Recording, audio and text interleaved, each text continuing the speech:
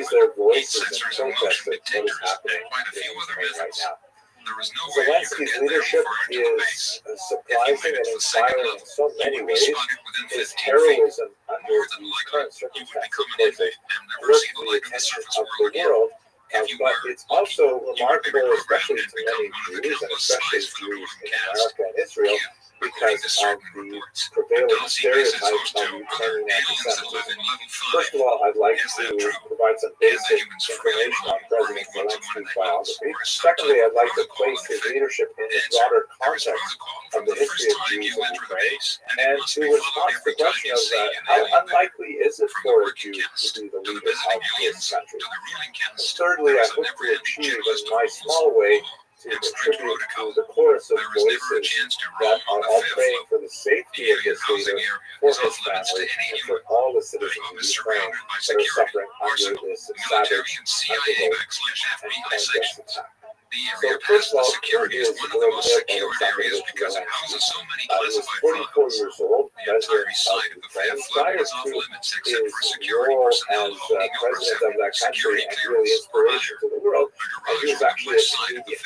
He has been declared, however, the #1 target of Putin, the leader of Russia, and has so far survived several assassination attempts. Gail Beckerman wrote a fantastic piece in the Atlantic recently, and she wrote, what is remarkable, truly mind-blowing in the long sweep of history is that his Jewishness has not stood in the way of his being embraced as a symbol of the nation.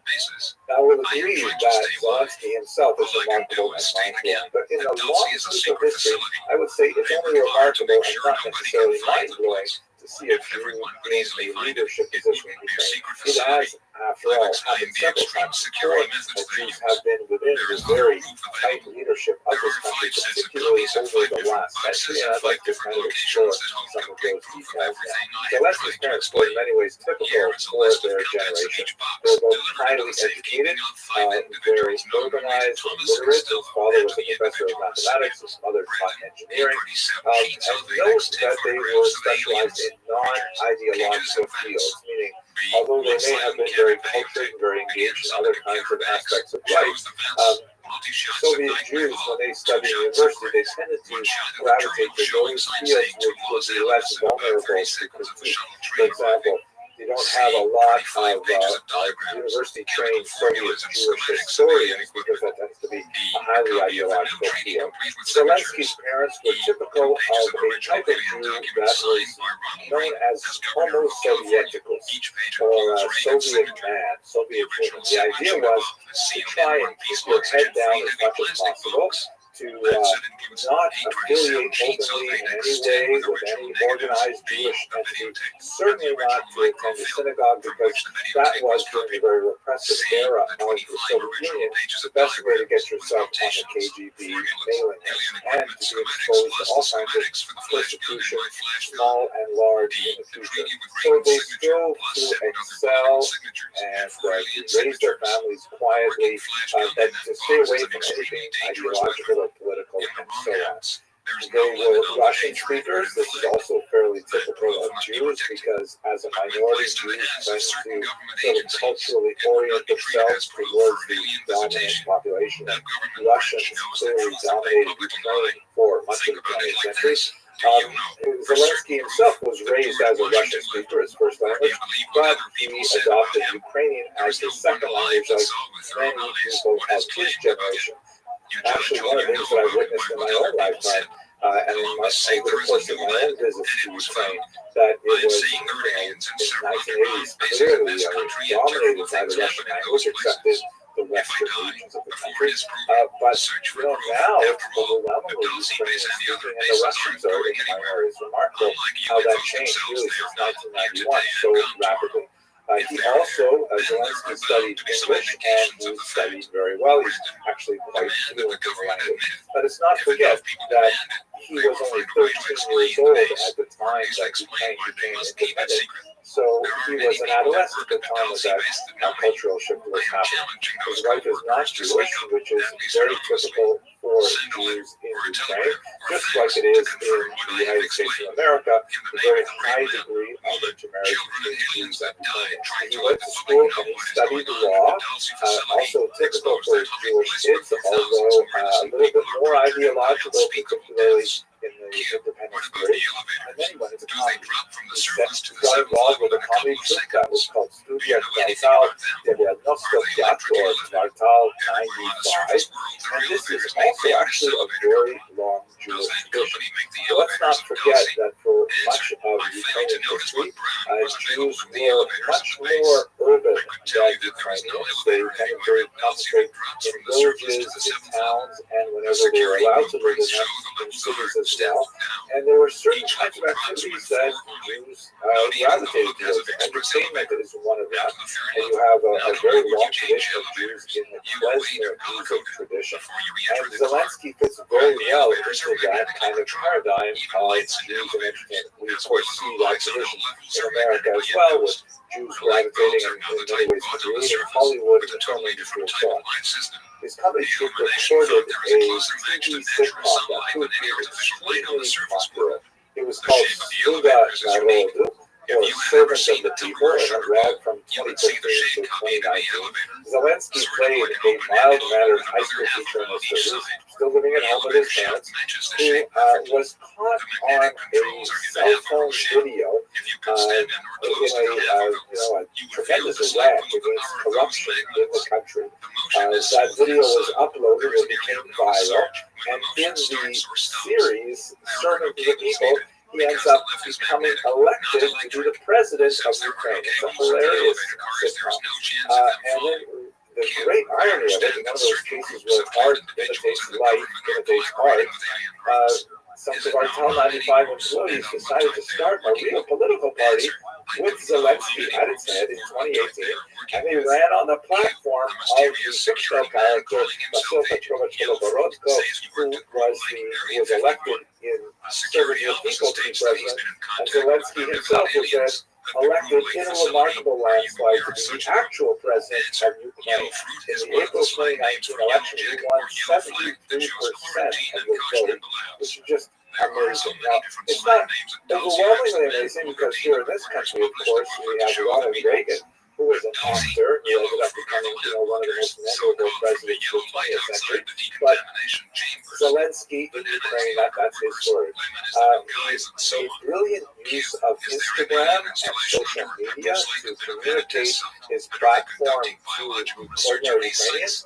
But those are skills that really served him well in the current crisis as well. Now, we see, though, that Zelensky himself is not just a TV character. I mean, it was hard for a lot of people, myself included, to take it really seriously that he was elected to his position, but he has really come into his own. And besides the obvious heroism that we're seeing in the current conflict, the Times of Israel published a really interesting interview with David Horowitz, in which they write about the time when his own prime minister spoke poorly about Zelensky behind his back, what we call the traditional Jewish thought, Lashon Hara, and a recording of that was leaked. And then the prime minister, embarrassed, submitted his resignation. But Zelensky denied the resignation letter, saying that essentially, if he were to leave the government this time, it would be very destabilizing and have a negative impact on the Ukrainian people. So this is a phenomenal demonstration of character that he was willing to forego his own personal humiliation because he was willing for the betterment of the nation. He truly was serving the people in that particular episode. Now let's try and understand a little bit more about how is it possible that Ukrainians could specifically elect a Jewish man to be the head of their government. Now, let us recall that why are we even asking this question? Primarily because here in the West, there is a deep-seated stereotype of Ukrainian anti-Semitism. I think it's especially true of children of Holocaust survivors who grew up in the diaspora for two reasons. First of all, because there was a certain degree of Ukrainian collaboration with the Nazis. And that is, of course, Putin's go-to line, which is absolutely absurd and offensive, that Ukraine needs to be denazified. That's ridiculous. But there is definitely a history of this that I've explored in other videos, a little more sophistication than that. The second reason for this, for the stereotype, is because Jews in the diaspora have been separated geographically from the normal day-to-day of Jewish Ukrainian life. I mean, look at it this way. Jews have lived in Ukraine. There has been documented Jewish life in Ukraine for well over 1,000 years. If you were to add up the years in which there was sustained violence from Ukrainians directed against Jews, and there were, of course, such moments that talks about pogrom in 1113, the pogroms in 1648-49 on the Khmelnytsky, the 1768 Haidamach uprising, of course, the pogroms of the early 20th century and the Revolutionary era, and then the Holocaust, which had Ukrainian collaboration to some degree with the Nazis. If you added up all of those years, however, you only get to about 4% of the entire scope of Ukrainian Jewish coexistence. And over the much longer period of time, like 96% of those years, Jews and Ukrainians are doing business together. They are exchanging recipes. A lot of Eastern European cooking is essentially Ukrainian cooking. We're exchanging linguistic terminology. The Ukrainian Yiddish is heavily influenced by Ukrainian. Even in the most intimate of terms, like for example, in Yiddish, we don't call our fathers Abba, which is the Aramaic and Hebrew word. Abba is actually the word, but Abba is more common. We don't call them Vater, because that's like a German term, even though Yiddish is essentially German. We call them Tato or Tati, which is basically Ukrainian Tato. And we can go on and on with so many words which are like kitchen vocabulary, home-based words that are really Ukrainian. Yiddish doesn't absorb those words unless Jews and Ukrainians are spending time as children in each other's kitchens, unless there is a significant amount, particularly through women, of cultural cross-fertilization. So, thinking about it in those terms, it makes more sense for us now. Just stop talking about Ukrainian anti-Semitism, please. There's a place for that, but it's not here and it's not now. Let me just conclude this small mini rant with this particular Pew Research Center chart, which was conducted in, I believe, 2019, looking at the rate of anti-Semitism in various Eastern European countries. And in this remarkable study by a very reputable organization, it appears that Ukrainians are far more likely to welcome Jewish neighbors. What does this chart actually say? When asked, would you accept Jews as fellow citizens, only 5% of Ukrainians said no. That is the smallest number of any of these states. Russia, 14%, Lithuania, 23%, Romania, 22%. Those are serious issues. Poland, 18%. But I wonder if the United States would even come close to that 5% number. That's pretty remarkable. The election of Volodymyr Zelensky was not a one-off phenomenon. This is something that is really demonstrative of Ukrainian society as a whole, and I hope to demonstrate in the next few minutes why that might be so. One thing that's very important to understand about Ukraine as a nation is that it's been bifurcated for much of its history. Not exactly down the middle geographically, but culturally very much so. The western parts of Ukraine, concentrated in the region known as Galicia or Helishina, has always been very much oriented towards Europe, whereas the center east of the country has been more oriented towards Russia. And throughout its long history, Ukraine has kind of vacillated between, do they balance more heavily towards European models of thinking, or do they balance themselves more towards the Russian ways of thinking? There is a clear distinction in so many ways. This kind of balance between East and Western ways of thinking really begins to find pragmatic expression in the late 19th, especially the 20th century, when you have an era of national awakening that affects much of the region, and Ukrainians themselves have to sort of say, okay, well, what are we? What do we believe? Who are we right? We see this in particular in the revolutionary era, that is after the fall of the Russian Empire in 1917.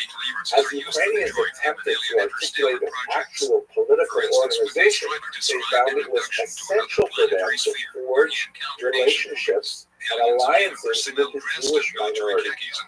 The Jews had a lot of advantages that Ukrainians did not have at the time. Jews were overwhelmingly urban and literate and numerate, were a lot more conversant with the types of work that was necessary to actually create administrative apparatus, skills that were not necessarily well developed in the far more agrarian rural population of Ukrainians. And so the smaller number of Ukrainians who were urbanized and educated, literate, and so on, they formed these alliances in an organization called the Centralna Rada, the Central Soviet, which is one way to translate, or the Central Council, which was distinct from the Soviet councils to the north in Russia. In fact, Russia would invade Ukraine in 1918, and that would begin a civil war between Russians and Ukrainians. Civil war because they were originally both part of the Russian Empire, that would ultimately result in much of Ukraine, although not the western part, being conquered by the Russians. But during this brief period of collaboration, which was actually the subject of my PhD dissertation, the Ukrainians and Jews established a remarkable level of cooperation that was kind of Zelensky-ian in its scope. They had a Ministry of Jewish Affairs, they had money printed in Yiddish, they had correspondence in Yiddish. It was really a remarkable kind of thing. It ended in disaster because ultimately the Ukrainian state, the independent state, was unable to pull back the waves of popular violence that surged across the country. The Soviet invasion, the remnants of various anti-Soviet forces active in Ukrainian territory, and ultimately it simply could not sustain itself. But there was a flash of the possibility for a very good period of time that we would see later flourishing in the beginning of the 21st century. It was during that time that you really saw expressed, if only for a few months, the orientation towards the West, towards Europe, and values of modernism, tolerance, multiculturalism, democracy, transparency, and so on. Now, if we focus in on the Soviet period during the 1920s, we see a lot of these things happening, albeit in a fairly restricted form during the 1920s, the era known as colonizatia, a period which was, it's hard to translate that term, it's kind of like indigenization, allowing local cultures to express themselves. This is before Stalin really was able to cement his own power, and so as a result, you see an effervescence of Yiddish and Ukrainian, you see a lot of new cultural possibilities that begin to express themselves in all kinds of artistic and cultural advances. It comes to a crashing halt as well in the 1930s when Stalin takes over. This is the era of the Holodomor, the incredibly tragic famine that was artificially engineered by the Soviets that affected so many Ukrainians, millions of Ukrainians. Stalin's ideology called for the repression of all kinds of national expression. We see this carried through after World War II by Khrushchev and Brezhnev, really up until the final years of the Soviet Empire. Now, if we move to the Nazi period, this is obviously, in terms of Jewish-Ukrainian relations, the darkest period of their interaction. So what exactly happened during this time? Again, I will refer you to other videos on my channel where I discuss this. It requires a lot more elucidation to understand properly. But basically, the Nazis were able to capitalize through very effective propaganda a widespread anti-Semitic sentiment that was especially present in the area that Professor Snyder calls the bloodlands. That is, those regions that were temporarily controlled by the Soviets between 1939 and 1941. The Nazis were able to really capitalize on the local anti-communist sentiment by specifically playing up the idea of the Yudo-Komuna, the Jewish communist conspiracy, which was also a farce. The idea that communism was dominated by Jews, which was certainly not true, especially after Stalin purged so many Jews from the party. The Nazis were able to direct a lot of the anger with communism against the local Jewish population. The Nazis enlisted the help of local populations, not just Ukrainians, but also Poles, Lithuanians, and Latvians, really the entire area of the bloodlines, to react against the Soviets by attacking the local Jewish population, however unfair that was. And it was during this time that the so-called Holocaust of bullets took place. The Nazis used primarily firing squads to destroy the little Jewish Stetlach that died of the population. Perhaps as many as 2.5 million Jews were killed in these, the most notorious of which occurred in Babin Yar, in the middle of Kiev, where 33,000 Jews were killed in the space of a few days. The Nazis would go on to use Babin Yar for many months afterwards and killed upwards of 100,000 people, at this point including the loss of non-Jewish Ukrainians. But during this time where you have a minority of the population who are Hillsdorf, you also have a minority of the population who are later recognized by Yad Vashem as righteous Gentiles, who are also cognizant of the local ties that they had with their Jewish neighbors and protected them from the Nazis. There's a lot more to say about this. It's a very complex situation. Perhaps I'll just say one last thing. One of the heroes of this period is a remarkable clergyman named Mr. who was the leader of the Ukrainian Catholic Church in the West. He was actually very friendly with Jewish populations before the war. He actually mastered Hebrew, and one of my first scholarly articles was a translation of some of his Hebrew language correspondence written in his own hand. And during the war, he directed his network of monasteries and convents to save some 200 Jewish children. He was definitely very pro-Jewish, yet at the same time, he conferred a blessing on the Waffen SS division that was made up of Ukrainians called the Galicia division. And people said, how is that possible that he could convey a blessing on an SS division? So we should understand that the Ukrainians who joined that division were largely thinking of themselves as the first Ukrainian division, that they were going to use the Nazi support in order to fight against the Soviets. That was the overwhelming mentality. There's a lot more to say that I can in this short video, but it's complicated. It's not at all straightforward. Someone with undeniable moral fortitude. Shashitsky also, by the way, complained to the Pope himself, saying, why are you silent? Why saying we need more support for the Jews? We need to have a stronger voice that condemns this violence. That even he could see value in Ukrainians joining the Nazis to fight against the Soviets. So it's complicated. After the war, and this is a period that's especially relevant for Zelensky's parents, there's tremendous repression of both Ukrainians and Jews who are striving to express their national identity. It was like incredibly dangerous to study anything Jewish, to promote Ukrainian ideas, and to talk about certain Ukrainian historical figures, including historical periods. And this is the era when there was a tremendous amount of dissidents who were arrested and sent off to Gulag, sent off to prison camps in Siberia. It is ironically at this time when a new kind of Ukrainian Jewish rapprochement is forged specifically by that generation of dissidents. People like Anatoly Sharansky, the so-called the 60s generation was extremely important. And when this began to thaw, particularly under Gorbachev, then there was a tremendous upswelling of support for national expression by both Jews and Ukrainians, and mutual expressions for each other's support. This is happening not just in Ukraine, but also in Poland and in Belarus, to a certain degree, especially in the Baltic states.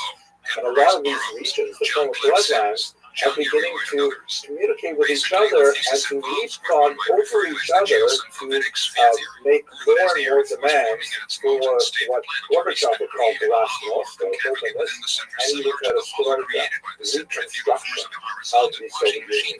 Ultimately, the Soviet Union is unable to withstand the growth of this nationalist feeling, and in 1989, it flows into a period of collapse. 1991, Ukraine becomes independent along with the Baltic states and so on. And that's when Jewish life really flourishes. This is when Zelensky himself is just a teenager.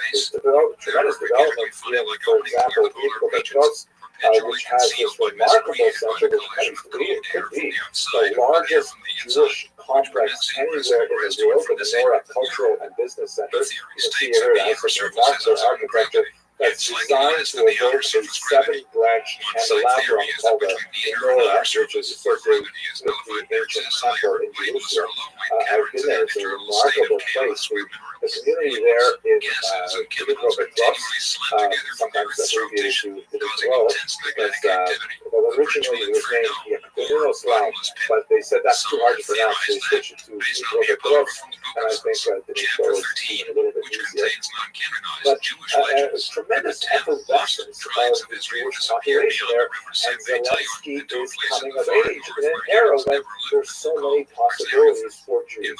At any rate, let us return to the present moment. I'm comfortable speaking about contemporary events because I studied in the Department of History. The Department of Prophecy was down the hall, and they seemed a lot smarter than I was. But I do want to take this moment to once again express my concern for Volodymyr Zelensky, an incredibly heroic figure who is determined to remain with his people in Kyiv. He is really like his namesake, a servant of the people. And I'd like to conclude with a sentiment that, you'll hear the expression right now, people say, Slava Ukraini, like glory to Ukraine, and then the response is Heroya Slava, glory to the heroes. This itself is a beautiful phrase, but it has a bit of a complex history. It predates the Holocaust. It goes back to the great poet of Ukraine, Taras Shevchenko, but it was used during the revolutionary period of the middle of the 20th century. But it was also really capitalized by some of the much more pro-Nazi groups during World War II. So it's a complex kind of phrase, and hard for me to really say it with full enthusiasm. But what I can say is it's remarkable to see, as a Twitter colleague of mine posted online recently, this t-shirt worn by a man in a cafe in Review, which is also pronounced Review in Western Ukraine, says public food Ukraina. Glory to Ukraine in Yiddish. And to that I can clearly say, public food Ukraina, glory to the heroes. Thank you very much for watching. Let us hope that the Russian advance is halted and that a ceasefire is declared, the people of Ukraine should be safe along with their remarkable leader, Volodymyr Zelensky. This is according to a report I investigated some years ago of a group of Spelunauts who reportedly broke into a vast underground labyrinth west and northwest of Cushman, Arkansas, where they encountered these types of creatures as well as friendly blue-skinned humans who claimed to be descended from a family that had survived an ancient global deluge by taking refuge within a large ship. These ancient people claimed that their ancestors had come to the Americas and discovered the Cameron world, wherein they commenced to establish their hidden civilization. Brandon, the rebuloid hominoid, as opposed to quadruped or serpentine, life forms stay in caves or caverns that aren't very deep. They prefer the desert mountains. They use camouflage rather than fighting, but they do carry drill rods for protection, flash guns. They have a symbol, not the monkey snake with wings that I keep seeing in the public, which is used mostly by the Greys, and also as a medical symbol for the Delta Force. Brandon, the reptoids use a dragon with its tail in its mouth, a circle with 7 pointed stars in the middle. Q. There have been reports of the Delta Force having black vans with no tires that hover over the ground. How much are the USA already into working with alien cultures? Answer. I haven't seen the black vans you mentioned. We are totally submerged with alien cultures. Very little of the original human cultures have survived. Q. How can we, the public, go after or expose an alien culture which is covered and hidden? Answer. Go for the best shot. That means go after the reptoid. By staying near the surface, they choose to try to hide and avoid contact. They are soldiers doing a job, and usually there are 2 or 3 in each job site. They are manning a remote post. They are not to bother the humans unless they are endangering the post. Most of them are not hostile and won't kidnap you. They may blast you with a flash gun that may paralyze you. You won't remember the flash for an hour or 2 and cause confusion and mild fear. It could cause you to black out, pass out for a while. It is their way to escape and buy time to hide any visible equipment. If you know any areas with repeated reptilian sightings, then it is the place for you to look. They are fearsome to meet face to face, and their voices are harsh and whispery with heavy SS's, but most of them understand English and several other languages. Wear something with a reptile, not something violent, like St. George killing the dragon. Inside, if you see one, keep your hands open, palm forward, arms down. That is the non-aggression approach. Don't raise your arms unless told to. Don't carry anything in your hands or arms. If he doesn't run, walk slowly towards him. Let him speak first. They consider humans repulsive and hostile and threatening with good reason. Don't try to offer him anything. Don't touch him or anything of his. If he hisses at you, back up a couple of feet, but don't look away. It simply means he finds you smelly. Don't try to overpower him. He is stronger than 10 or 12 men. Usually, if he hasn't run so far, he is curious and wants to talk to you. Fight your fear and your thoughts of panic. Q. How do we get closer to some kind of data to prove 24,000 paratroopers landing in advance. Good question. I'm afraid we will find the proof the hard way when we are invaded. Try to keep a small camera with you at all times. When you search for reptoids, keep it in your pocket. Q. Is there a specific location where the public can set up their cameras and equipment to document an alien government base and their activities? Answer. The problem is, most of the meetings are held in military bases or underground. The group-like facility does fly several alien craft that regularly fly over unpopulated land that go back and forth from several bases. Southern California has several notable areas. 29 Palms, Lancaster, or Chocolate Mountains are well known for such activities. Q. Could you provide us with a copy of your badge or card you used at Dulce? Answer. Badges or cards never leave the bases. All exits have bars or walls of metal. To open, to go out requires using the card. When you use it for an exit slot, the card won't come out. Each time you leave the base, you are issued a new card with all the usual data about you, plus your weight added, corrected daily. There are several mines in the Chocolate MTS that open into a base highway, but be aware that they are controlled regularly and there are cameras there. Q.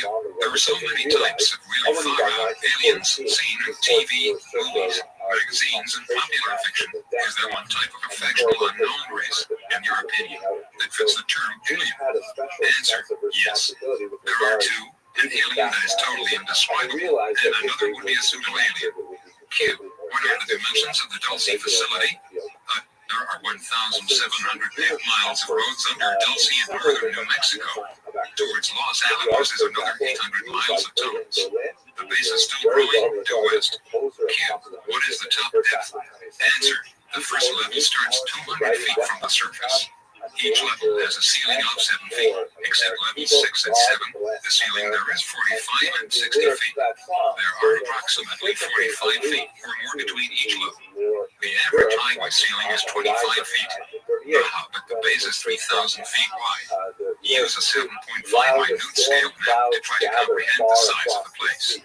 Q. Are there regular vehicle exits that can be observed from the ground? Answer.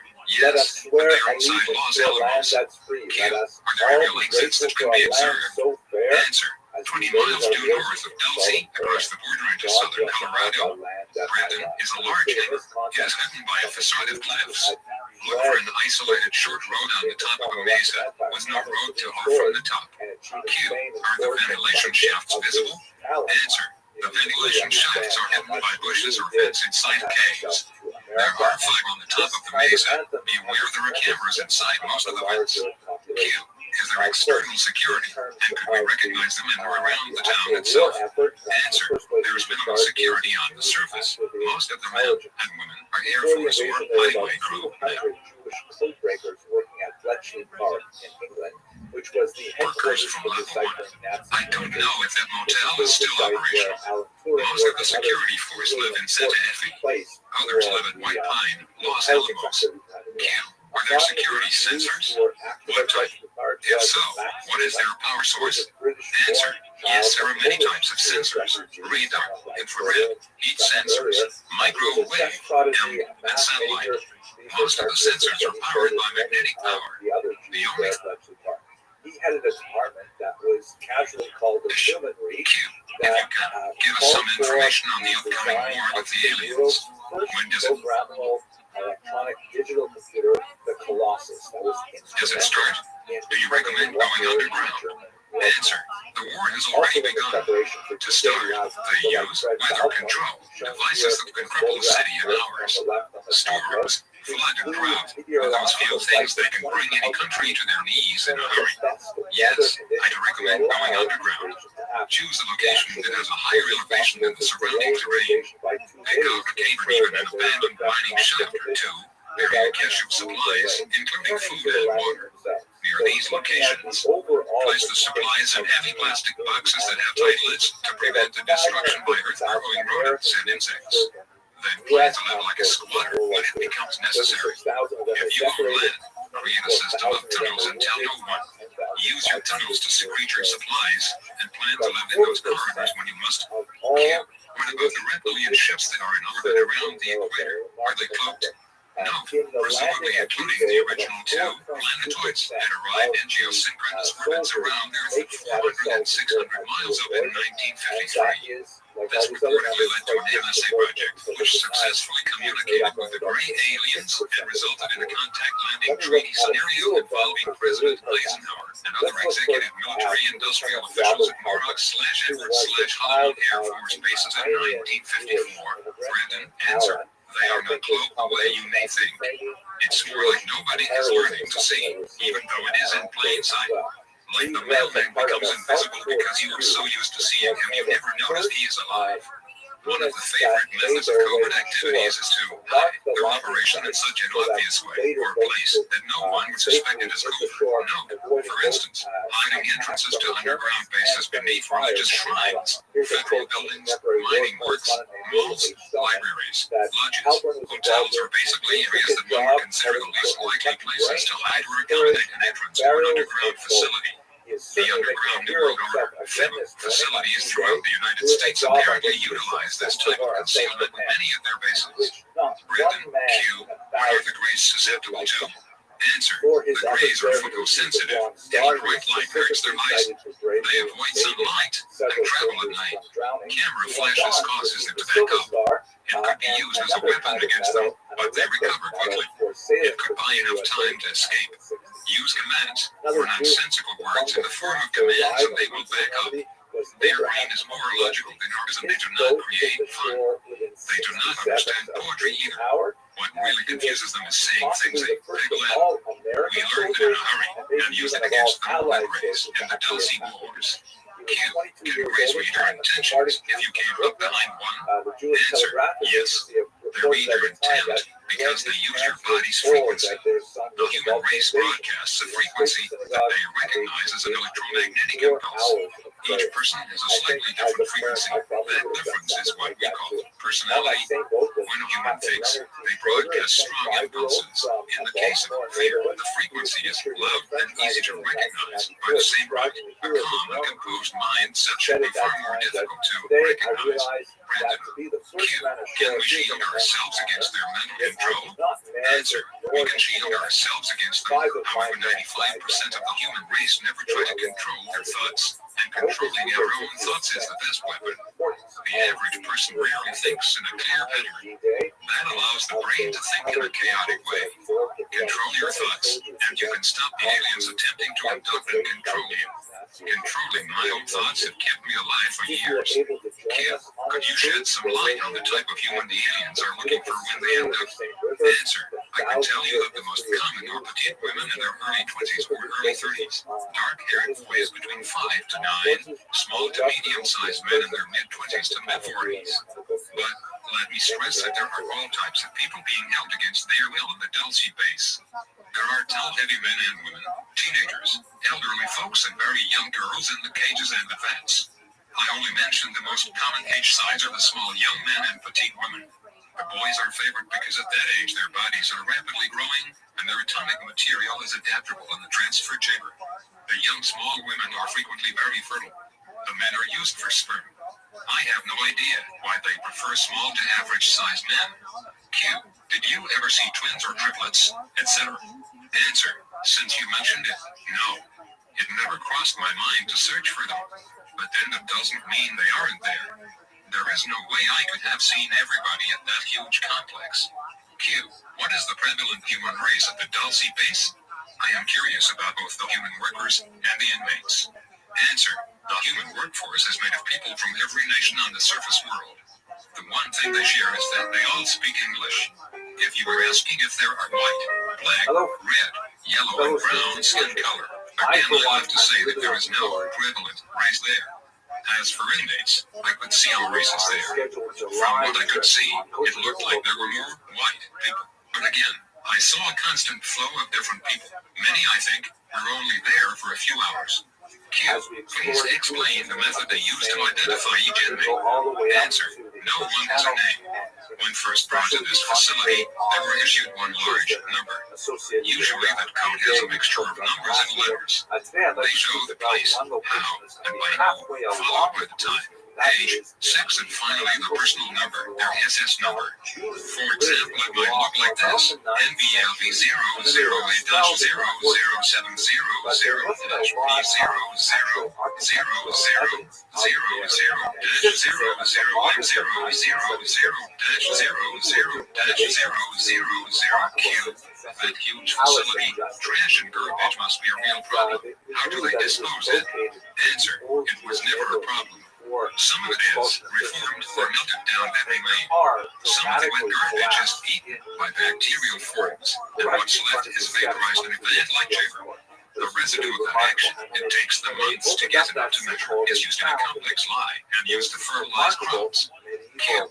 Where's your family? Not just your wife and son, but parents and siblings. Answer. Kathy and Eric are still missing. My parents died in a car crash when I was in my teens. I have one brother. If he is alive, I suspect he's inside an underground base somewhere. I haven't heard from him for several years. Please pray for them, please. Q. What is your birth date and where were you born? Answer. The 23rd of April 1941, Glen Illinois, actually in a farming home. In the place now called Glen Ellen. My birth certificate list is at Wheaton, Illinois. Q. You have been through so much, and you keep fighting. What is your biggest fear? Answer. That the general public will forget the trapped innocent people in the despicable place, and will ignore the hundreds of children, women and men added to that place every month. Chapter 12. Operation Retaliation. All Minuits. One man against an empire. Following are quotations from a document, Actual Detail Report, called Project Beta, which was compiled by scientist Paul Minuits for officials at Kirtland after working with Minuits in an operational plan to bring down the alien base of Dulce, New Mexico. That was until other interests deep within the intelligence community got involved in building enormous pressures against Minuits and various Kirtland officials. Colonel Edwards, Fosse Agent Richard Doty, the wing commander, and others who were involved to cease the investigation. Although Paul has apparently been silenced, the discoveries which he has made in regards to the physical technological aspects of activity taking place in and around Dulce cannot be silenced. Project Beta is apparently a proposed plan for a physical military attack on one of the major key basing installations of the reconnaissance regulatory forces and may be useful in any future attempts to retake the base from alien or alien-controlled elements and to set free the human captives who are apparently being held in cold storage or in subterranean prisons deep below the surface of the American Southwest and beyond. Before dealing with the report itself, we will quote some correspondence between Minuits and others, beginning with excerpts from Paul's March 1986 letter to Clifford Stone, now Director of UFO Contact International in Albuquerque. Dear Clifford, there is so much in this and so much has happened upon a near daily basis to me for 7 years that I don't know where to start first. I think probably the best approach is to start out with some explanation in the way of statements relative to alien cultures here on Earth. Their social structures, physical makeup, etc., all of which has been gleaned from the direct communications by computer, visual observation, psychological evaluation, and personal interaction. First, there are below, high and very high cultural levels. In the low levels of the culture, there are sharply defined levels, which extend from slave level on up. There is no freedom there. No one crosses these lines within. Cross it and you are dead. Everything is watched with optical equipment and monitored by computers and individuals called keepers. Spheres of many sizes float throughout their environment, monitoring audio, visual, and thought frequencies. These have also been observed by workers in underground facilities reaching miles below Edwards Air Force Base and the Tecate Mountains of California. Granted, these units, which have a highly mirrored finish, can be talked to. They can cloak themselves so that they're totally invisible. Their control signal can be broken down into varying different components. There is no trust in this type of society. Everything is watched and monitored. The command structure is near totally unbelievable. The ruling levels wear robes of appropriate colors. The alien government involved with this group is totalitarian. They appear not to observe social and moral principles. Their credo appears to be total control or kill. In the north, at the river, the orange insignia work the diamond as the alien calls the base. The method of rule is a monarchy. The king wears purple. The high colors of social level wear green, yellow, and white. The lower levels wear brown. Their body metabolism is very high, estimated at 110 to 115 degrees. Elimination is through osmosis. Skin color of the ruling echelon varies from a jaundiced yellow to white. No hair of any kind. The arms are long, near to knee level. They have very long hands and fingers. All of them look underfed. They have big heads and eyes. The humanoid types are generally light green. When in need of formula per dead, they turn gray. Many in this culture walk with a limp or shuffle their feet. There is a council in the north called the Nine. All of them seem to be cut from the same pattern. All appear to be highly vindictive and equal-oriented. Their god is called Tom. And in a letter to Clifford Stone dated March 19th, 1986, Bunyards writes, "It would appear that the Greys in the north are near frantic about my communications and want to stop me from talking." Elsewhere, Bunyards implied it was more of an interrogation. Brandon, with Io via the computer. This morning, I have a dark red streak down the left side of my face about 2 3/4 inches long and 1/4 inch wide. Based on experience, I would guess it was done by one of those mirror spheres in the bedroom last night. This is typical of their distorted sense of logic. They operate on fear, but their problem is that I don't fear them. All they have achieved with me is that I totally ignore them. It would appear that they are deathly afraid of the beings called Io and Joe. See my culture further below. You will find, if you have not already, the constant interaction will result in learning how to be aware of, and in turn use, alien logic. Unteased because they operate in fear and do not understand the concepts of friendship and trust when they operate a society where everyone and everything is watched. Now, if you look at those in the north of Colorado, Brandon, pragmatically, they have achieved the ideal in terms of war machines and weapons. With their machines and weapons, they are brave. In their minds, without them, they are just a quivering mass of fear. No, I can also confirm the Nuit's observations here. However, I would also add that in addition to their technology, especially their mind-controlled technology, and this relates to the following. Once one breaks through the complex matrix of lies that the reptilian Grey collective projects, then they are found out to be nothing more than hovering words beneath the shell, as Bunyards implies. In fact, the only power that these soulless vermin, the hybrids, and non-collectivist reptiloids not included in this, flaming, have over us as their complex deceptions and are reciprocating and capitulating fears. Why am I so confident to judge the Greys of their collective in this manner? Because I myself had fallen for their lies many times before I discovered what they were really all about. As an example, the collectivist reptiloid steroids Greys would have us to believe that they genetically created us and put us on planet Earth. In response, we, especially those pathetic human agents who collaborate with them, tend to cower in absolute fear before or slash their supposed creators and try to appease them since, after all, resistance is futile. In appeasing them, we give our power to them. We in essence then create a force which is superior to us. Brandon, to further enhance their bravery, they seek full control with the Empire. The relative effectiveness of some of these implants seems to be inversely proportional to expanded memory and awareness level. They also know that they can control large masses of people with lower intelligence without implants, shotgun manipulation with beams. With that beam, they can and do create mass unrest. The high culture of Indians known as the Yaku, though high is apparently the culture of Iowa and Joe, they do exhibit kindness, empathy, and extreme intelligence in transmissions through the computer. Then how, one might ask, can they operate such a death-fear control-oriented system which has committed untold atrocities and violations against human abductees? Are the Yaku only feigning their benevolence? Brandon, Iowa's group culture is the Homo sapiens, humanoid variety. Based upon the input from Joe, his hair is brown and the female Iowa is red hair. Red-haired individuals claiming to be star travelers have shown up here in Albuquerque on the ground. They did give indication that bodies of their group are here in Albuquerque in cryogenic containers.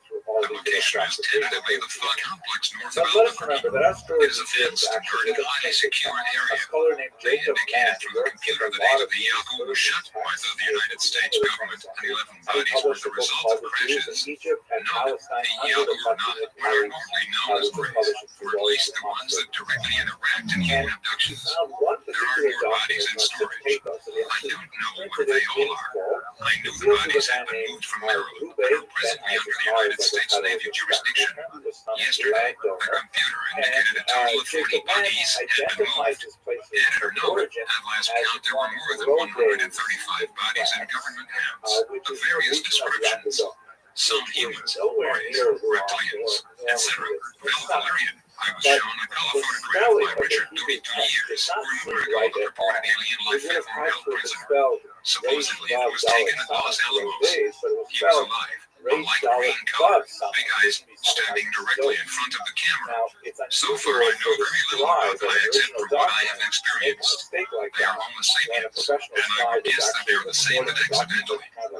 Travis Walden, if the numbers are correct out of the computer, they number over 5,000. The other group is, I believe, equivalent in number. Indications seem to be that they're operating from a starship in for an orbit around the Earth. Their culture has apparent social values and emotionalism. They seem to display kindness and concern for individuals. Then again, we must ask, why are they considered the leaders of aliens which show little, if any, concern for individuals? Granted, their technology is superior to ours and also to the Greys based in the North, who are trying to play God with badly distorted logic. The three are very few in number. Their entire structure of knowledge and social interaction is so far advanced that it is near impossible for me to relate to. Again, much of this is based on personal experience of which I have never talked with anyone about. In fact, you were the first. I would guess that these three are quite old. 1,000 years is not apparently unrealistic. I would guess that there are a few of them on the starship used by the Pi, and that they are preserved and cared for by those on the ship. For over 300 years, the conflict has been going on between the Greys, who are basically warlike and aggressive, and the higher factions in the infrastructure. Note, the notes does not explain the apparent dichotomy of how compassionate humanoids and malevolent reptiloids who are at war with each other could be part of the same infrastructure. Perhaps both the Greys and the humanoids utilize the same collective mind network, and therefore are intricately tied in with the other whether they like it or not. This would make the high and very high leaders in something equivalent to the Ashtar Collective.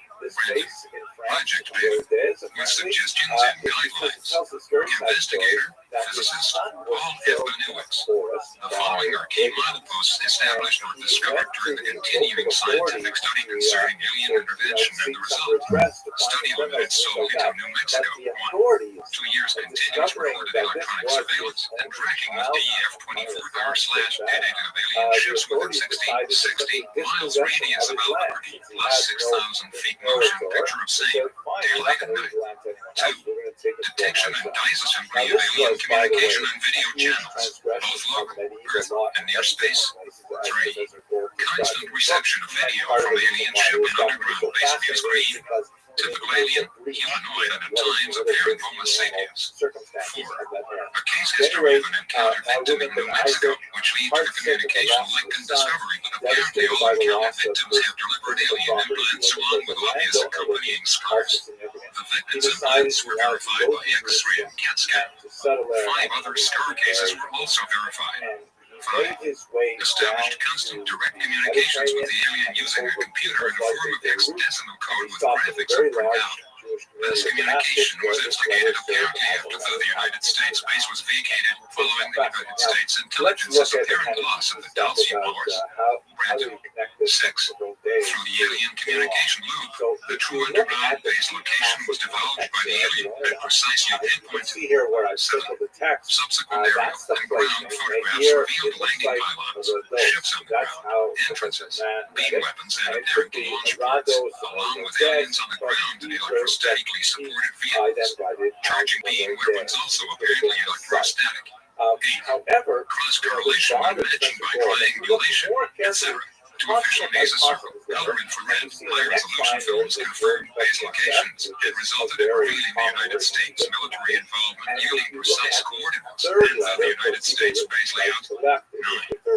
Prior alien communication had indicated military involvement in the fact that the USAF had a ship, but due to studied alien psychology, this was ignored at the time. 10. Subsequently, the alien communicated following verification with the circle that there was indeed a ship. Actually, more than one. And 2 were wrecked and left behind in another build. This ship was atomic powered and flying. The alien indicated its basing location. 11. It was learned and stated that 2 women in a boy near Austin, Texas, were exposed to severe radiation at close range, and the ship was last seen going west with helicopters. In addition, the United States government was quietly making up the medical expenses. 12. Subsequent inspection of motion picture photographs taken during the study revealed that the United States ship were one like it flying with the aliens. These match the circle where 2 can be seen on the ground, and in the later photographs taken on the ground after the base was abandoned. So in very brief form, the prologue to learning within reasonable accuracy what transpired prior to the end of 1979 or shortly thereafter. The computer communications and constant interaction with the alien in this manner without direct encounter has given a reasonably clear picture of the alien psychology, their logic and logic methods, and their prime intent. It is important to note at the outset, the alien is devious, employs deception, has no intent of any apparent peacemaking process, and obviously does not adhere to any prior arranged agreement. In truth, they tend to lie. However, their memory for lying is not long, and direct comparative computer printout analysis reveals this fact. Therefore, much drops through the crack, so to speak, and from this comes the apparent truth. It is not the intent of this report to criticize or point fingers. Obviously, whoever made the initial agreement was operating upon our basis of logic and not that of the alien, and in so doing apparently went innocently, in time, into a trap. The alien indicated that the Greys, apparently the group initially involved in the agreement, were still upset about the initial capture and subsequent death of the first 8 of their co-fellows. Another group, calling themselves in the computer language the Orange, their base is on the west slope of Mount Archuleta, directly west of the south end of the United States base, and near NW of the apparent landing area they call, in the computer language, the diamond. Thus, because from a distance, it looks diamond-shaped in the photographs when looking somewhat southwest past the observation tower toward the ridge peak SE of Mount Archuleta. This ridge peak has no name. I call it South Peak. The base extends north of this peak to the edge of the cliff down, which goes a road past the large alloy dome 38 foot across the bottom and with a 20-foot hole in the top. Based upon some of the aerial photographs during which the alien was caught in the open and launching, some launches appear to be coming from the direction of the dome. I would guess it is an underground launch ingress facility. In the Mesa Circle, there is what appears to be a black limousine alongside the dome underground. Surprisingly, it is precisely the size of my '79 Lincoln Town Car. Wheeled vehicles in what appear to be snowcats or caterpillars can be seen throughout the circle. Car and truck tracks, trucks and jeeps. I don't believe aliens have wheels. Humans do. Numerous roadblocks extend northward through the United States base along a well-maintained road 30-some-odd feet wide, apparently gravel, near all weather. Numerous turnarounds and wheel tracks into launch preparation areas with the ships. Pads marked with 26-foot access and servicing facilities, tanks, etc. Two polygon high-voltage buildings on north on the east side of the road, also an apparent foundation for another helipad, test stands, human housing, water tank, 32-foot across. And at one of the main road blocks, 2 large vehicles parked across the road. eventually made Also their at that point, another apparent black limousine with That's tracks leading to it, and to sorry the for west of the taking you down road. a little bit of a All deeper tracks path and into how vehicles this have been story dimensioned and matched military the tech vehicles. work. If I were to make a guess, I hope you I found would this estimate the interesting. likelihood that the apparent I hope black you'll be able to limousines join are us CIA. on this amazing This is but a limited inventory of what was there on September 8, 1978, included only as evidential matter for your perusal and confirmation. The road, which incidentally the natives, the tribal chief, reservation police and highway patrolmen know nothing about, comes now from the trail from the north. Starting at the trail, lying aside to the large plateau area in the Almayo, the road, in the middle of nowhere on the Jicarilla Reservation, is precisely 12,888 feet long airline distance. The total alien basing area, which apparently contains several cultures, now all under the designation Unity in the computer language, is approximately 3 kilometers wide by 8 kilometers long, multi-level. A conservative guess based upon the number of ships presently over this area and the number on the ground in the circle photographs, the total alien population at this point is at least 2,000 and most likely more. The alien indicates more coming or on the way.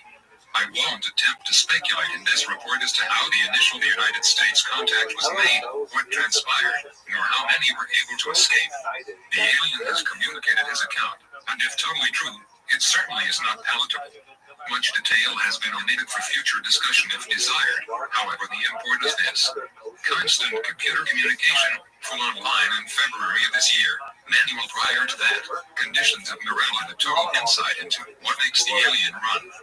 This is very valuable data. One, most importantly, the alien will allow no one to go without an implant, and after knowledge of it is wiped out. They simply will not allow it. All indications are that communication or language cannot result without the implant, with the exception of the binary in the computer.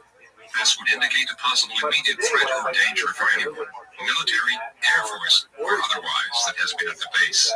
They will not remember the implant in any case, the contact the air included. The reason for the implant is multiple for both language or communication by thought. There is no apparent language barrier with thought, and also complete absolute control by the alien through the program, by there being more direct contact.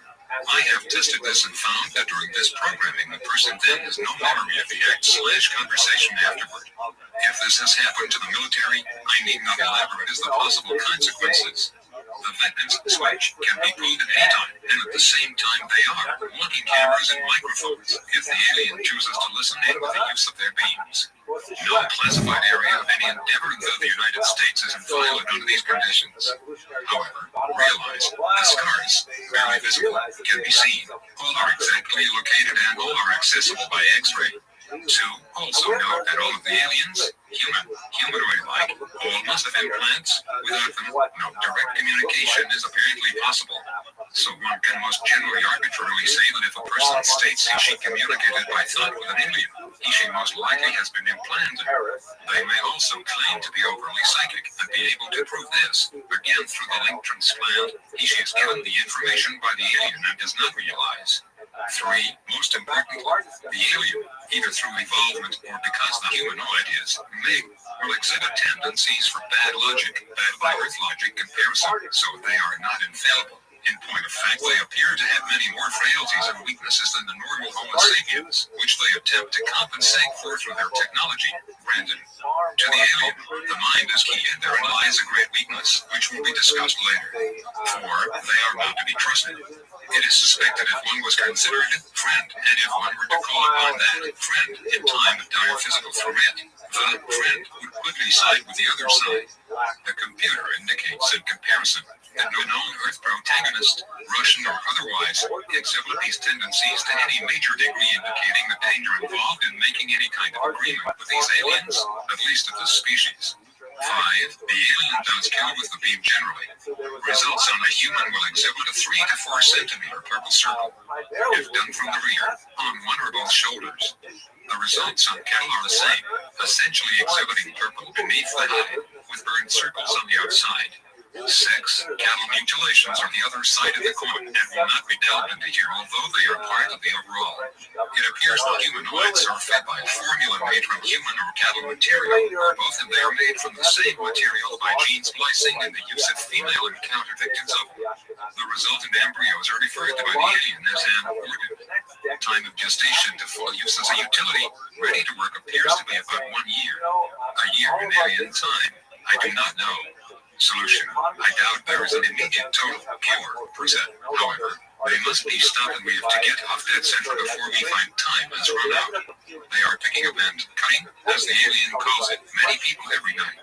Each implanted individual is apparently ready for the pull of their switch.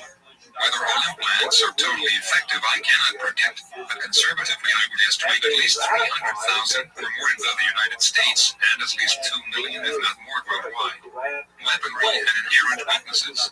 Weaponry is one of the keys, and in the alien's present state we can prepare an effective offense. One tends at the outset, I did, to look at their machines and say, there's no defense or offense. One is overwhelmed by their speed, apparent capability of invisibility and cloaking, and other covert capabilities not discussed at this time.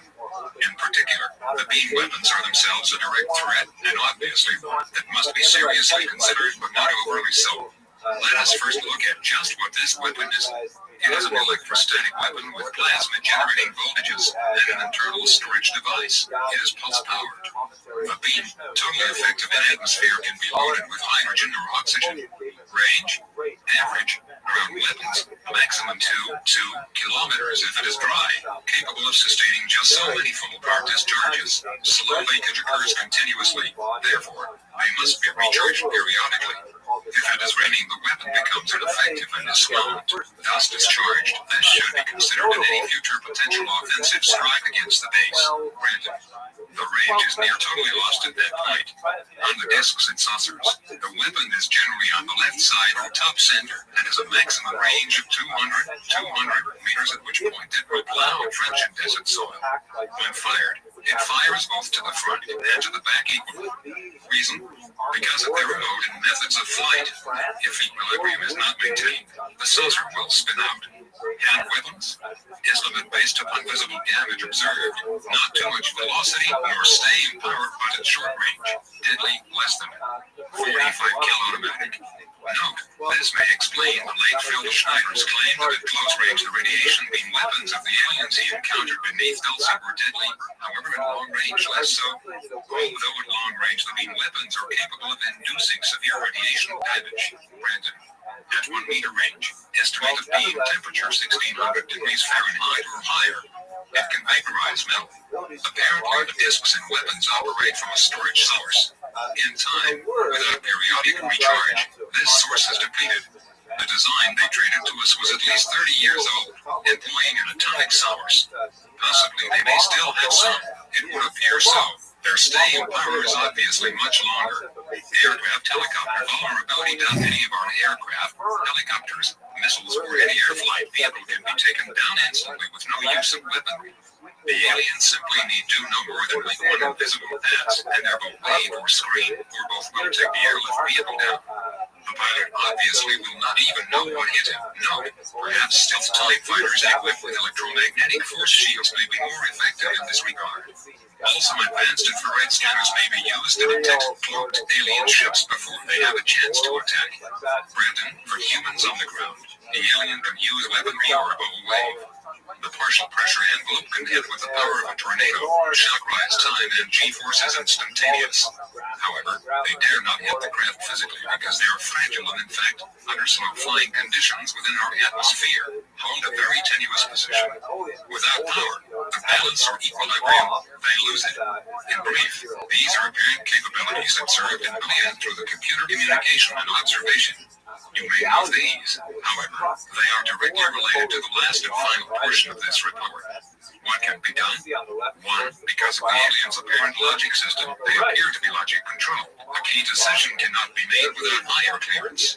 All are under the control of what they call the keeper. Yet IT would appear this is not the final say. Therefore, dependent upon urgency, delays of as long as 12 to 15 hours can occur for a decision. How short/long this time frame under battle conditions may be, I do not know. Because of this apparent control, individual instantaneous decision-making by the alien is limited. If the plan goes even slightly out of balance or context, they become confused. Faced with this, possibly, the humanoids would be the first to break and run. The same applies to their mission master plan, if one can call it that. If pushed out of context, IT will come apart. They will be exposed to the world, so they will possibly run before they fight in the open. They definitely do not want that to happen.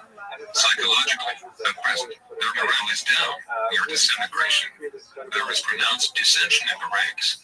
Even with the humanoids, communication can encourage this, not a necessity to expound upon this other than to say because of their own internal vulnerability mind wise to each other. Therein lies a prime weakness. Interracial or individual trust appears to be totally lacking, so suspicion of each other is rampant. They are highly segregated as to levels. That low dare not conflict with a medium or high, where it literally means death. Death being, to the humanoid, deprogramming or, in the end, perhaps total physical death. They appear to be totally death-oriented, and because of this, absolutely death-fear-oriented. This is a psychological advantage. The computer also gives indications of a real possibility of adverse or ground programming. 2. Consider their ships. Most, if not all, run on charge. The source depletes, and so dependent upon size, depletion can occur from some within a week or less. Ships can replenish each other, but only up to charge balance. This is done with antennae-like extensions, and the charge is distributed observing conservation of energy laws. They can replenish from power lines, but again only to a point, so time of flight is limited.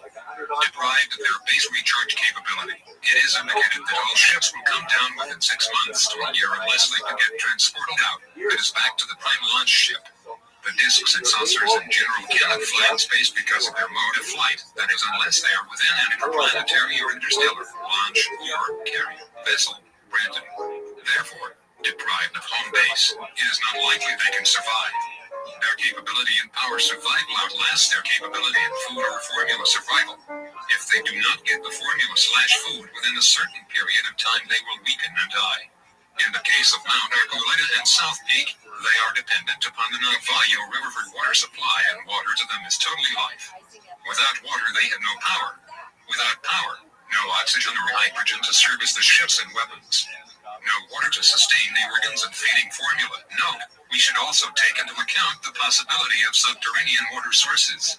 Also, if the base can be weakened by shutting off the supply line of water, the formula, and so on, it might be wise for the sake of the humanoid prisoners below not to wait until the base is too weak. Otherwise, this might endanger these humans captives. We suggest that in addition to the strategies that Benoist gives in this document, an allowed invasion force should also be considered, similar to the Tundra of the Vietnam War, a force that is prepared to enter the base, but is in a specific weak point, and make strategic or surgical kills of enemy forces while still considering the human and human captives. A multi-level operation utilizing surprise, confusion, and intimidation to their fullest potential should be considered. And the sooner the better, considering the continuous infiltration and sabotage of all levels of our society. Granted, simple.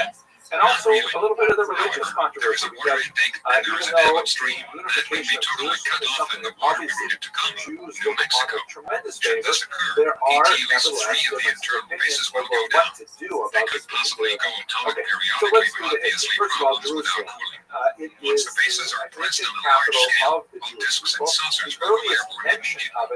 Troops on the ground containing terrain covered to quite a degree. IT is rough terrain. 3. Army is for a weapon.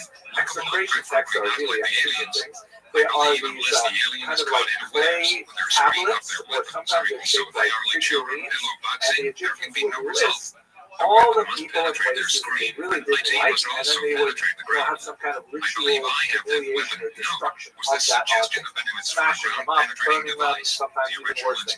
So the reason was mentioned in the execration text was based from about the 19th or 20th century before the common era. The Canaanite inhabitants were the Jebusites, and they are described in the Bible as the inhabitants that were conquered by King David, and that's when David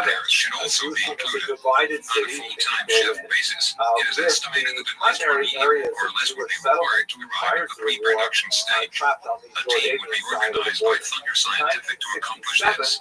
The key work is now it would be done by an associated company. Renew its labs. Limited specific attack phases would be incorporated. 1.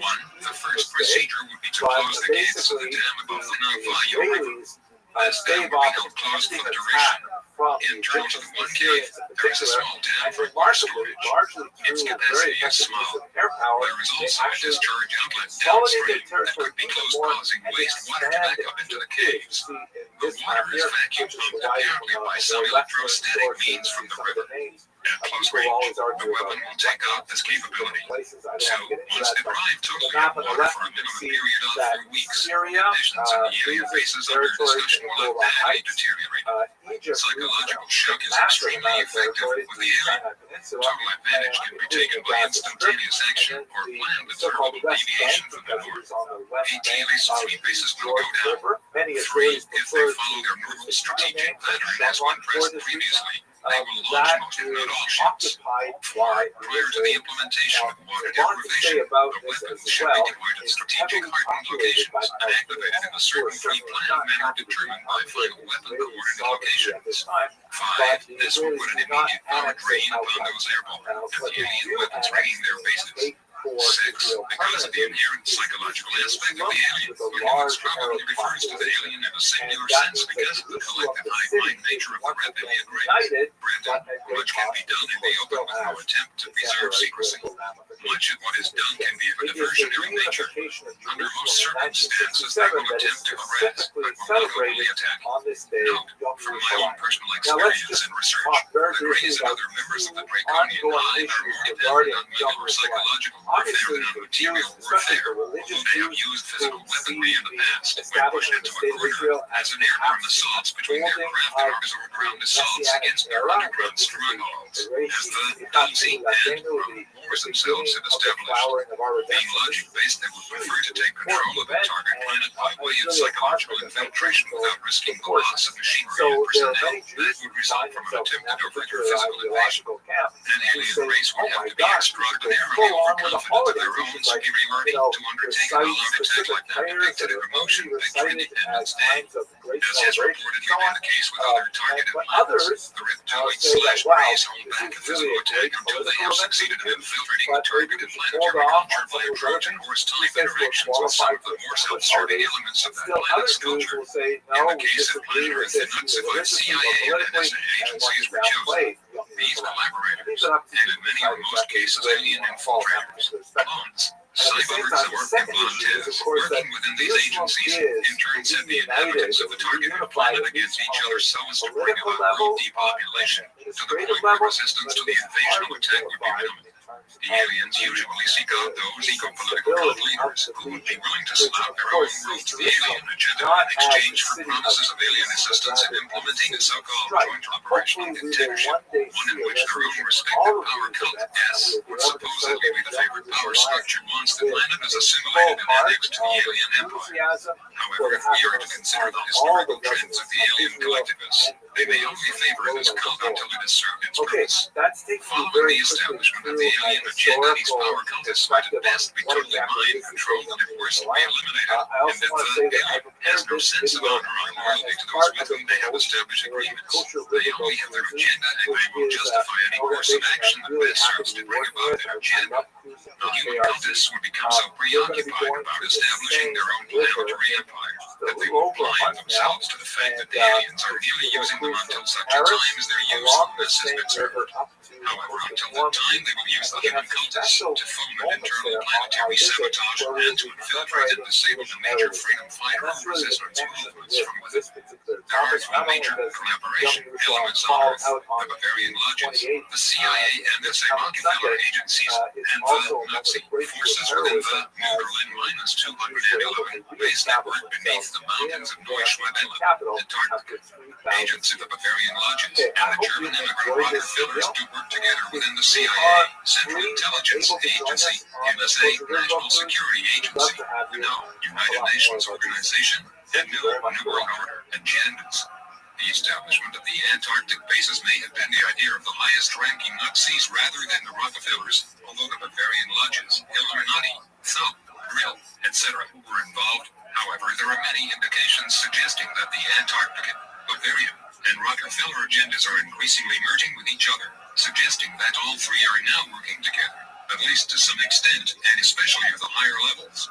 There seems to be a serpent cult at work at the very highest levels of these three groupings composed of humanoids and reptiloids operating as part of a marriage of convenience, and that the reptiloid/Greys need the political, economic, social, military-industrial connections of the humanoids to gain footholds within human society, and the humanoids need the implant/spacecraft/mind control technology to implement their New World Order. The lower levels of the Bavarian NSA Antarctic infections may seem to be in conflict with each other. However, where this exists, it may only amount to Hegelian Machiavellian type manipulation imposed by the higher levels of the Draconian hierarchy in order to keep the lower levels it's compartmentalized and therefore more easily controlled.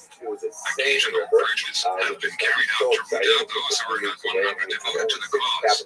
In America, there are fifth column saboteurs within the Patriot militia movements who are the supporters of white supremacy Americanism. Whether knowingly or unknowingly, these agents work for something called the Order of the Fourth Reich. Part of their mission is to divert attention from the draconian Orienterian and Bavarian NSA and targeted New World Order agenda to overemphasize Zionist threat based on the forged revelations within the Protocols of Zion document, which was in fact created by the Russian secret police for this very diversionary purpose. There are indications that the Bavarian occult lodges, the CIA, NSA agencies, and even the Antarctic factions have fed the Patriot network of racists, and therefore have the American ideologies meant to fragment and describe the militias and make them out to be neo-Nazi fanatics. In this manner, several of the patriotism-based militia groups have been corrupted and have defeated their very purpose, that is to defend a constitutional republic wherein all men are created equal. Brandon 7, throughout and prior to this, the open computer communications link will be operational for continued psychological interrogation. 8, at some point in time, again resting upon battle status, the deployment of offensive forces will begin. This deployment should be done in an instantaneous manner under certain special conditions that can be discussed. 9, the weapon system should be kept powered on throughout. In this manner, the discs will be made to stay airborne. They cannot land in the interim the system is powered. 10, when the weapon is used in one specific power mode, in addition to continuous discharge on the discs that are airborne and the ground-based weapons, the mind, confusion, and disorientation will build in those personality in the base and underground. At the end of 4 to 5 weeks or less, the weapons should be totally discharged and powered out on the bases. Most personnel, if not all, will be totally incapacitated. The feeding formula will be done in IT's critical processing unit. All alien embryos should be dead, and all hydrogen and oxygen consumables depleted. Note, this is of course speaking in convention or their terms. However, one must balance this by taking into account the psychic supernatural aspects of this conflict scenario as well. In such an event, the chaplain may be of as much importance as a commanding general himself, especially in regards to reinforcing within ground troops the mental spiritual attitude necessary to counter the fear projected by alien sorcerer and psychic warfare specialists by occult technology. Maintaining a state of absolute confidence and faith in one's ability to establish a victory over the aliens is essential, and that if one's confidence is broken as a result of psychic attack, then it would be very difficult to even make an attempt to follow through to final victory. The battle is already lost. Other possibilities should also be considered in a future assault on this major nexus of alien activity. For instance, if the extent of the base is much deeper and widespread than previously believed, via interconnected cameras and shuttle terminals, then these facts should be brought into the scenario as well. For instance, the aliens might escape through the tunnels to other installations. Even if this does occur, this major basing complex can be fully taken by human forces, and then used as a staging area to initiate attacks in alliance with other humanoid cultures, below or above, or also in war with the draconian collectivist reptiles and greys, against their various strongholds which undoubtedly exist throughout the inner realms. Brandon 11, based upon data gathered on the miniature prototype weapons, the full-part weapon should have no problem holding off the discs. In many cases, some will break within the first 48 hours without being directly hit. 12, at that point, standard weapon technology and logistics can come into play and be used to the extent of destruction desired in the direction of those in charge. 13, the communications can be used throughout to determine status, and near the end to attempt to instigate surrender. If no response results, then they should simply be closed in and waited out. Sorry. It is important to note that the initial implementation of the computer communications was not instigated for the purpose of talking to the alien for the fun of it, but was deliberately instigated to use as a tool to study in depth, long-term, without physical confrontation, the strengths and weaknesses of the alien. The weapon theory and prototypes were built to capitalize upon and test two key and prominent weaknesses discovered. This in-house funded program has been expensive, in excess of $200,000. Done on behalf of our nation, and handed the best representative manner humanly possible. 1. The prime and biggest area discovered.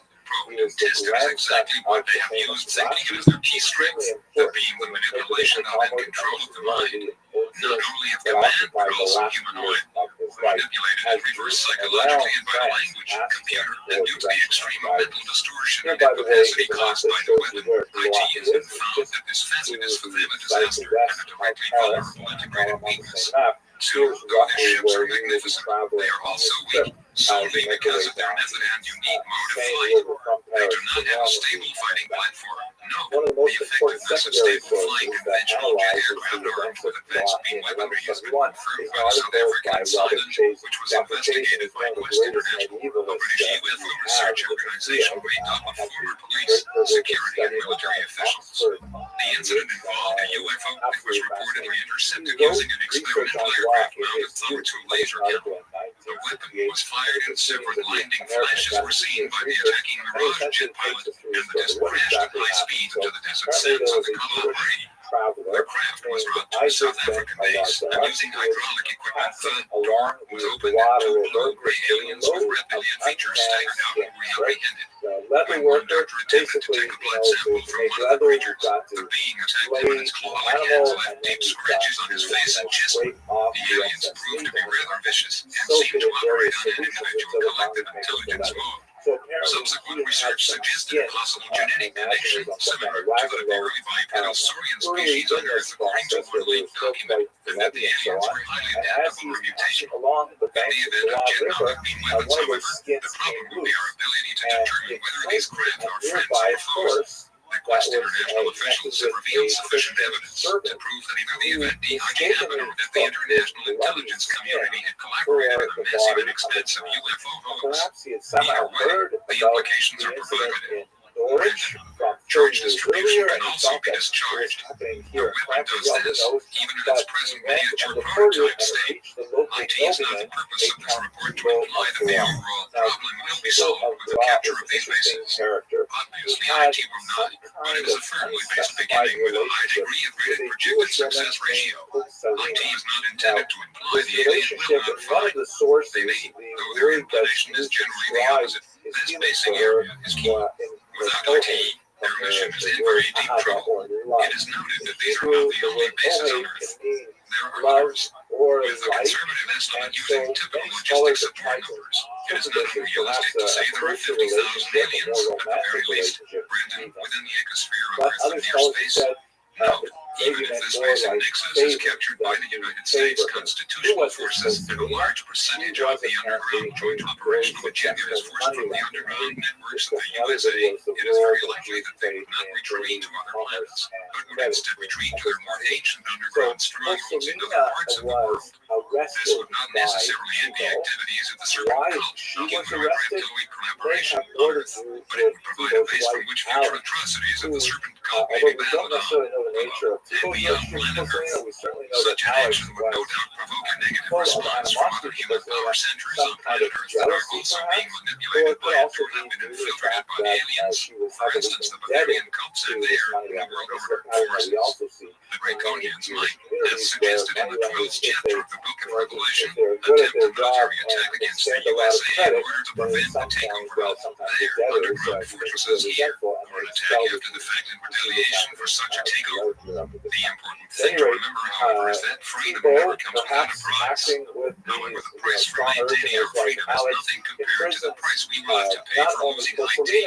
Remember, no matter what trials America must pass through in the future in our efforts to maintain freedom, liberty, and individuality from the forces of collectivist tyranny, we must never forget that the outcome of this war will have a tremendous impact not only on the future of this planet, but also on the future of all of the colonial worlds within this galaxy. WHO are intently looking towards planet Earth and especially America, which is the epicenter or staging ground for the latest battle between the Human Confederation and the Reptilian Empire. To see just which way the battle will turn, according to several contactees, many Federation forces and personnel from the Andromeda and Pleiades constellations, and also from Tausig, Procyon, and other star systems, are so absolutely devoted to their belief in non-interventionism that they have blockaded our solar system from Draconian or realized interventionists who will take advantage of this critical and unstable time in Earth's history, the close of the 20th century, to claim yet another treasure planet, perhaps the most strategic planet of all, for their empire.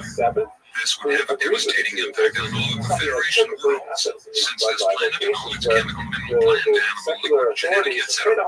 resources could be used as a staging world for draconian attack against other Federation worlds. As this is being written, Federation personnel are fighting and dying near the outskirts of our solar system, according to contactee Alex Collier and others. In order to prevent this from happening and to prevent continued intervention in the affairs of planet Earth by the various galactic vermin, scum, parasites, and filth that have poisoned and destroyed countless human colonial worlds throughout this galaxy and possibly others. No matter what trials we as Americans must pass through in the future in order to defend our nation and our planet from the Draconians and their ungodly human New World Order collaborators, never forget that we are not only fighting for our families, our communities, our states, and our nation, we are also fighting for our planet, our star system, and for our galaxy. Brandon, some of us will be lost in the endeavor that is obvious. However, now the advantage is gained along with new additional technology to prepare for the next stage. The key to overall success is they totally respect force. And with them, the most effective method is to stubbornly continue to make and pilot their defense with no letting. Faced with the total loss of a base that has taken years to construct, it is believed that their mission will be grossly weakened and badly slowed. As Americans, in this particular instance, we must realize that we in this case cannot rely upon our inherent moral principles to provide the answer. Negotiation is out. This particular group can only be dealt with no differently than one must deal with a mad dog. That method they understand. No, this is like some to suggest that the only way to deal with the Greys is through direct force and threat of death. That is, to demand unconditional surrender of their forces to others and threaten their destruction if they do not comply. It is possible, according to some contactees, that certain of the red alien life forms can be tamed. That is, if they are somehow disconnected from the alien collective hive mind. This would be especially true with the genetic hybrids, and especially those hybrids who possess a human soul matrix.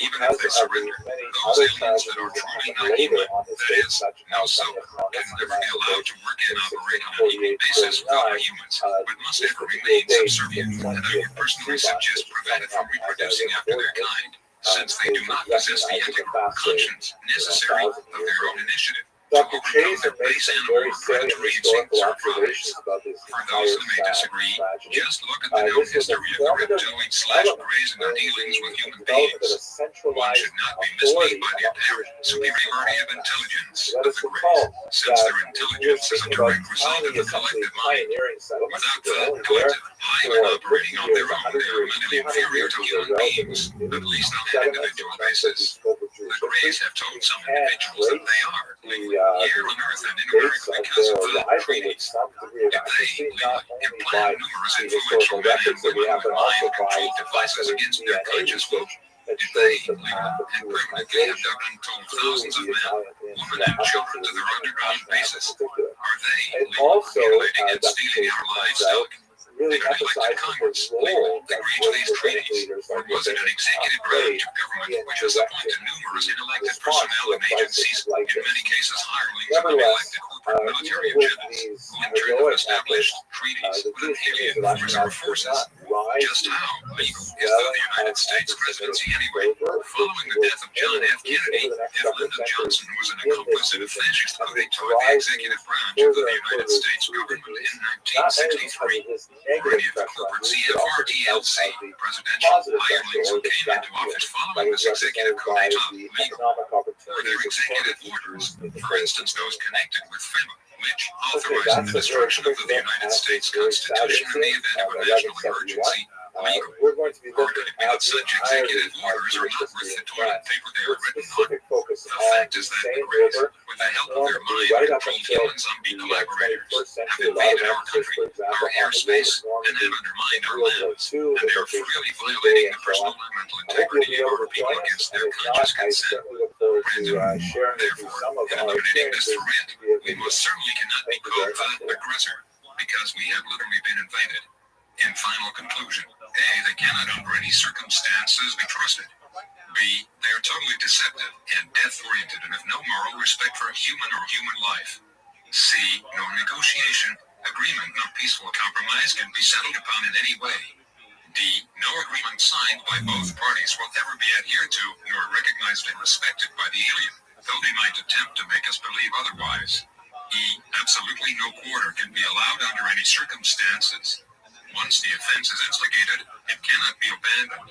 If it is, reciprocal reprisal will immediately result. They must be made to come down, destruct themselves, which is a standing order if the ship is failing, or leave Earth immediately. No leeway of any kind can be allowed or tolerated.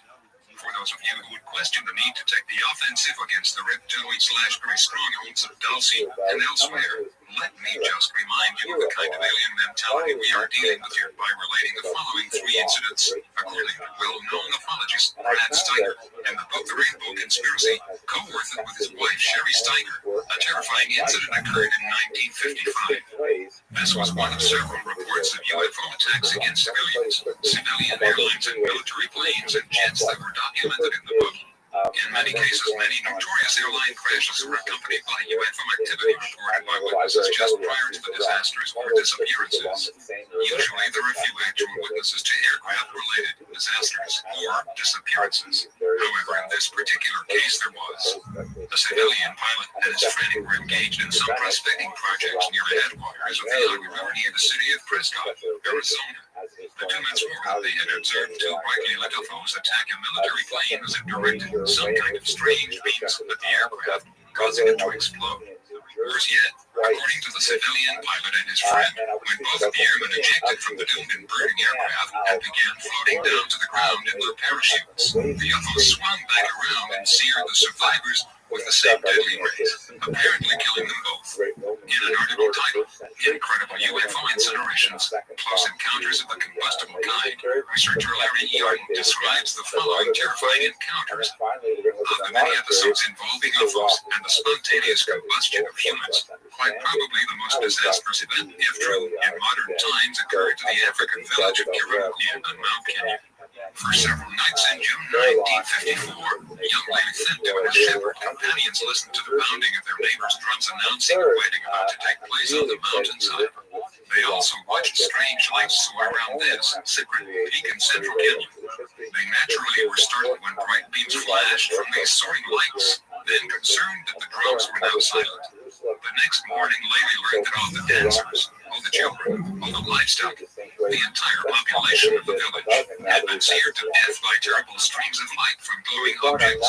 Report Brad Steiger and Joan Reichner in their book, Flying Saucers Were Hostile. It was not until Lady Thinto ventured into Nairobi that he was able to tell his story to someone who recognized the tale for what it really was, the annihilation of an African village by a UFO. In the spring 1991 issue of UFO Journal of Facts, Forrest Crawford, a researcher for the well-known Love and Aerial Phenomena Research Organization, related his personal encounters and conversations with a man he identified only as Oscar, who was involved in UFO crash/retrieval projects in earlier years. Oscar stated that on one occasion he and his team received an assignment to investigate a disc that had crashed near Phoenix, Arizona, and was then transported to an underground base in North Dakota. The team descended into the deeper levels of the compact submarine base in San Diego, where high-security Alice personnel directed them to a tube-like shuttle. Entering the shuttle, they prepared to shoot the tubes, and eventually emerged into the lower levels of the North Dakota base. Once they arrived, they were told that they would not be allowed to visit the surface of the base during their stay. Oscar viewed the disc, which had originally held a crew of 3 human-like pilots. 2 were found outside the craft dead from radiation exposure and other injuries, whereas another was found in an injured state within the secured conditions inside the craft after the team had succeeded in opening it using a sonic resonator. The operation was initially carried out under the direction of Commander Charles Turner, a friendly man who Oscar got along with well. However, without warning, another high-ranking officer, who everyone feared and who did not appear friendly at all, came on the scene. He stated that he was now in charge and began ordering all kinds of experiments and exploratory surgeries on the humanoid, who was still alive, in spite of the fact that the anesthesia had little or no effect on him. Some samples of his organs were also removed for study. The new man in charge was Frank Drake, who later became involved with the Osmo and Seti radio dish experiments, which had initially pointed their dishes of Tau Ceti and Epsilon Erdoni and began receiving intense signals suggesting intelligent life.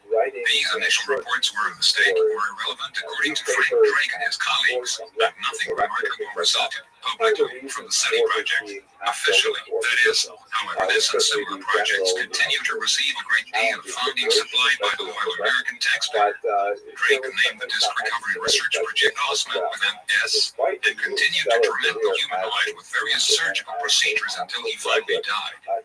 Oscar had given the humanoid the nickname Hag, which was an Amerindian word meaning troubled spiral. According to Forrest Crawford, before the humanoid died, Oscar had learned several interesting things from other researchers on his team as well as from the humanoid himself, who had projected images and messages to Oscar via some form of telepathic, empathic, visual, encephalographic wave transfer. Philip was approximately 5'8" tall, of human-like Mesoamerican or Mediterranean appearance, yet with a face and nose that was slightly broader than the average Earth person. Muscular yet not fat. However, he was somewhat heavier for his size than Earth people, suggesting that his planet of origin possessed gravity somewhat greater than Earth's. Crawford stated, the pattern from the panel inside the ship was confirmed by red to match stars of the constellation Aberdanes as seen from Earth. It was later confirmed by Hank that the stars of origin of his people were Tau Ceti and Epsilon Aberdanes. In later sessions, Oscar discussed some reasons for the presence of the aliens. He said they do not like the situation with some of the small gray aliens. Hank also stated that the particular group of aliens that his people most often encountered were the gray whites, which are apparently a genetically engineered reptoid insectoid hybrid race. The Tau sessions feel that the abductions being carried out by some of the greys are a great injustice to humanity. They are a parasitic race that has been preying on human civilizations throughout the universe. Oscar relayed. He added that our government's involvement with the Greys is very dangerous and out of control. Oscar is adamant that they are using human fluids for sustenance. They feed by immersing their arms in vats and rubbing the fluids on their bodies. He claims that they are also kidnapping children.